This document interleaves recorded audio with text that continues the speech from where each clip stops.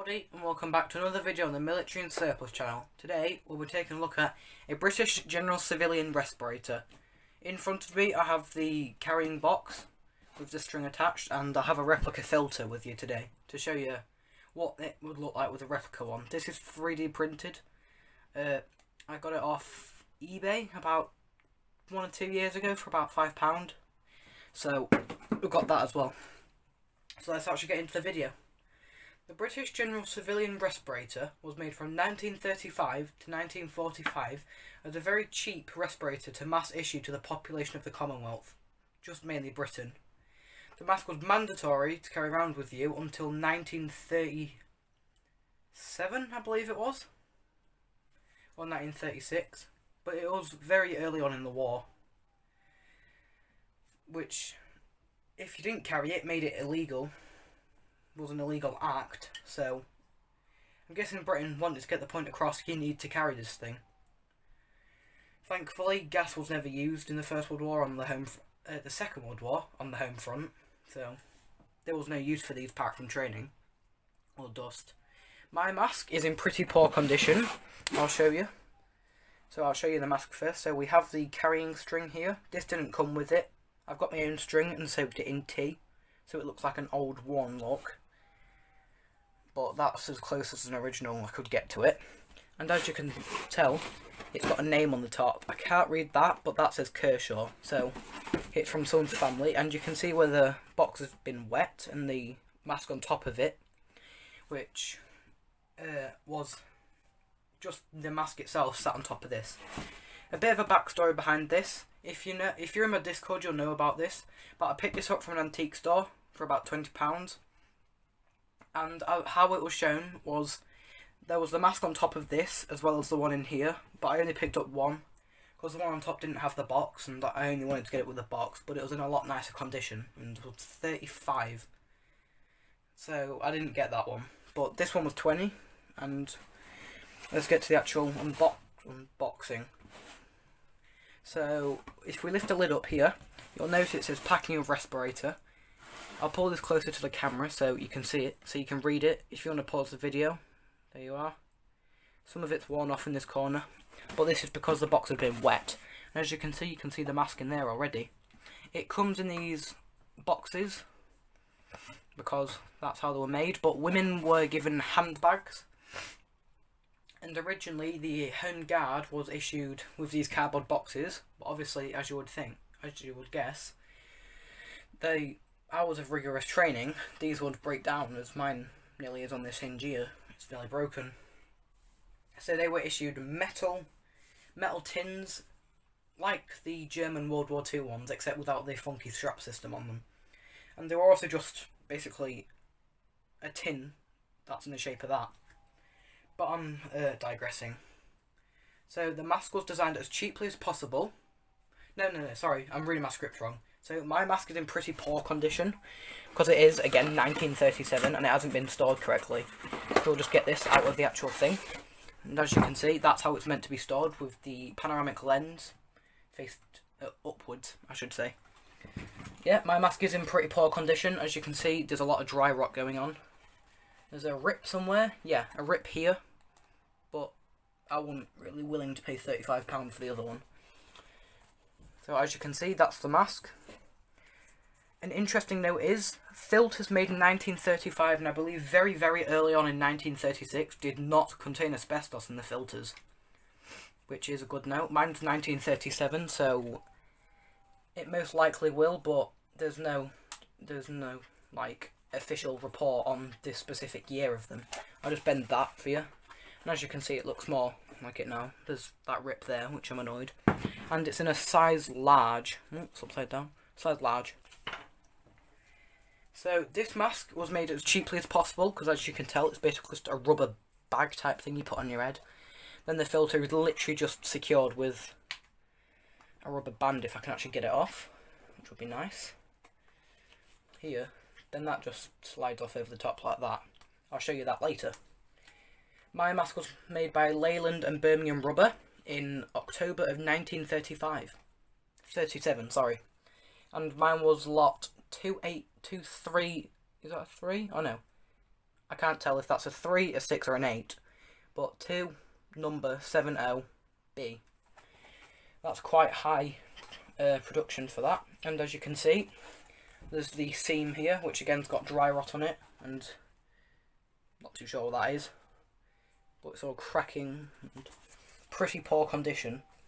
This is an early one because, as you might not know, the early ones didn't have rubber on the inside of here, so that would actually let gas in these. So these are the very early ones, and as you can see, that just peels back. So that's just stitching. The mask was made as cheaply as possible, like I've said. It's literally just on the mask. And to exhale through the mask, there is no exhale valve on this one, or any of the British or Canadian ones, but the Australian one, I believe, had one of the flapper valves here, like the civilian duty respirator, which I sadly do not have. So we'll put this down here.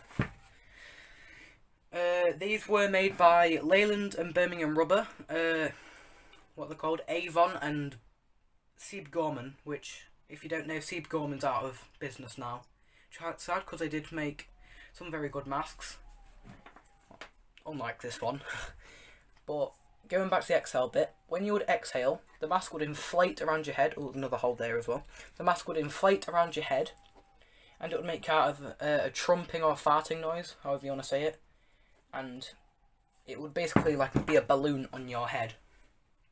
So that's how you exhaled. Yes, obviously this would fog up very badly, because there's no TSO tubes or anything like that in this mask. Is because Britain was cheaping out at that time. The field of view I reckon will be quite good on this because, well, it's a very, very early panoramic lens. And mine has discoloured and got some weird things on it. That comes off, but I'm not going to do it for this video. I'm going to leave this mask as it is, and if I can find another one dated 1937, 36 or 35, I'll probably get another one, because I'm more interested in the earlier designs, because I do have a later version, but that's currently sealed up, triple wrapped in black bags, because I went to pick it up one day and when I got it, I didn't realise there was a hole there, which I didn't know there was meant to be, and all the filter medium was just leaking out everywhere, so that wasn't very fun, and I spent like 3 hours cleaning all that mess up, probably giving me some sort of dangerous cancer off it, but oh. So my other one is in much far better condition. Like, it pretty much looks brand new. It's been stored in very good condition, and it technically still is, because it's out of sunlight, because it's in my garage actually. This is my shed, so it's not in here. But, you know, I'm waffling again. But yeah, I do have a 1941 or 1940, I can't remember, but it's one of them, and it's very, very good condition. The stitching on the mask, like I said, around the plastic lens is pretty poor on the early one, so it did have a tendency to let gas in, which is pretty counterintuitive. Bearing in mind this was designed for protection against gas, and it would let it in. The filter is very, very, very primitive. As you can see from here, there is the... oops. This strap's going as well. That's not very good. Oh, this is nice. It just falls out the way. As you can see, there is the rubber intake valve here. On there, which will just pop out, but I'm not doing that. I'll show you on my replica one. In real life, there would be another particulate layer down there, and that will be full. This one isn't. As you can hear, it's just 3D printed hollow. But I'll try and get an angle on this to show you. But if you can see that, it's going to be very hard. There is, in fact, the filter. And like I've said, there is no exhale valve on this thing, which is a pretty bad decision in my opinion, bearing in mind it is just cheap, but could have at least shelled out a couple more pounds, which was quite a lot in that day, to do it. But obviously the filter is dangerous. Mine, I'm not sure if mine does contain asbestos, because like I said, mine's one of the quite early ones. But the 1941, which I was on about earlier, that was leaking it pretty much everywhere, because there was not this circle bit here for some reason. But this pre-filter, I believe, is arsenic, which isn't good for your health. And there is blue and white asbestos in here. It's impregnated into the merino wool, which I believe is just above this bit. I won't show you take all this apart, but basically there's just this part which comes completely off. I'll show you on the replica filter, because I've done this before. So you have the tape, which is not wanting to cooperate with me. So you have this tape, which you can just peel off. I'm not very smart, sorry about that. But as you can see, in there is what it would look like. This is not asbestos, by the way. This is just plastic, just some sort of cottony wool type of material. I'll pull that off, and that's basically what the civilian duty respirator looks like, I believe, without the pre-filter. This is pretty close to a replica. I mean, pretty good replica to the original one. But obviously I'm not going to do that because I like my lungs the way they are. So if we just put this sellotape cloth material back on, it's going to be easier said than done, but you know, sorry, I'm doing it out of frame. You can do that, and as you can see, it's been put on pretty poor before. It's all folded up, which is amazing.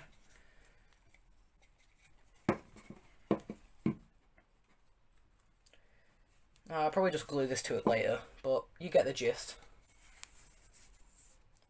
Yeah, I'll just unfold this end first, because this isn't being very helpful at this moment in time. Oh, you get what I mean. There's just the filter and not much I can say about it, really. I may as well just leave this off, actually. Oh, that's just already come off. That's helpful. Can't get this off. 1 second. Alright, here we are. So we've got the two bits of the filter here. The mask would be classed as dangerous anyway, because anything from what I class as old is older than 20 years, and by that time the filters will probably be heavily degraded by then. Well, not heavily, they'll be degraded, so even inhaling modern filters, the charcoal out of them, that's still very bad for your health. Which isn't too good for you. Like I said, the very early filters from 1935 didn't contain asbestos. They had filters, the wool was impregnated with activated carbon, which this one is, but this one obviously has the asbestos and the particulate filter as well, which is the bottom bit. So I'll just take this off now and I'll show you what it looks like without. This is the filter. As you can see, I think you can pull this off. Yeah, you can. And that's what it looks like in there. Don't know if you can hear that, but that's the charcoal rattling. And this has a date somewhere, I believe, which is going to be not very easy to find.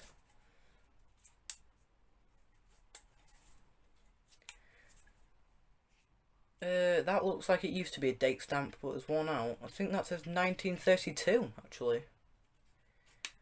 Or unless that's just a serial number. But I'm digressing again. So, this is just the mask without its filter. Looks very, very primitive. Well, it is. And there's a 3-point head strap harness system. I can't really tell you about it, because personally I haven't put on the mask, and because if you see how poor condition it's in, until I don't want to inhale even parts of the rubber. Just pan the camera down, which can be dangerous as well.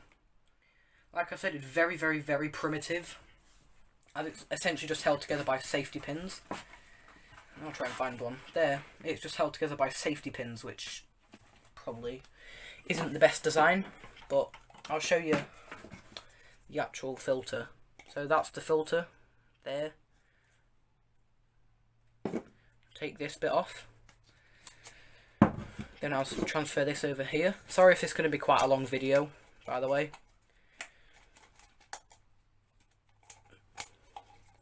If you are located in America, these masks will be pretty hard to get hold of, I'm pretty sure, because of how it works. Like, if you're in America, you can't easily get hold of British stuff. If you're in Britain, you can't easily get hold of American stuff. So that's down here. Then we'll insert this into here, which just slides over, or would slide over if it actually wanted to work. Oh, we've got that on. So then we'll pull this bit on there.